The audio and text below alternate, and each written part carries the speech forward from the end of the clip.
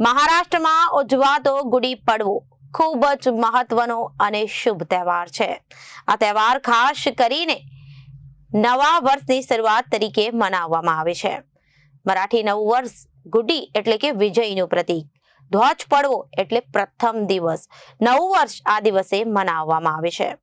ભગવાને આ દિવસે સૃષ્ટિની રચના કરી હતી. આ દિવસથી ચૈત્ર માસ શરૂ થાય છે. હિન્દુ પંચાંગ પ્રમાણે એટલે ગુડી પડવો નવો વર્ષ, નવી શરૂઆત અને સારા સમયનું પ્રતીક છે. ગુડી પડવો પાછળ કેટલીક માન્યતાઓ છે. મહારાષ્ટ્રમાં ઉજવાતો ગુડી પડવો ખૂબ જ મહત્વનો અને શુભ તહેવાર છે.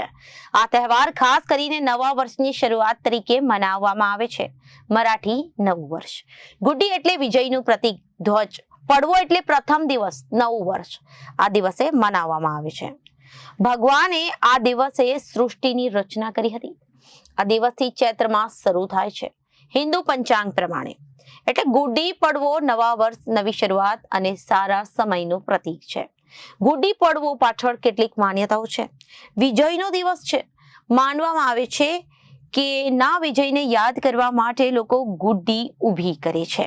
સૃષ્ટિની શરૂઆત થઈ હતી. ભગવાન બ્રહ્માએ આ દિવસે દુનિયા બનાવી, તેથી આ દિવસ ખૂબ શુભ માનવામાં આવે છે. રામજીનો અયોધ્યા પરત આવવાનો આ દિવસ છે.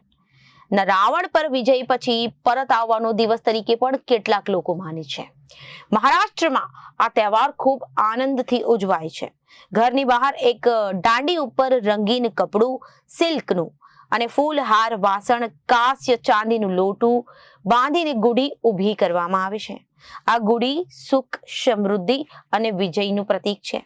ઘરને સાફ કરીને દરવાજા પાસે સુંદર રંગોળી બનાવવામાં આવે છે.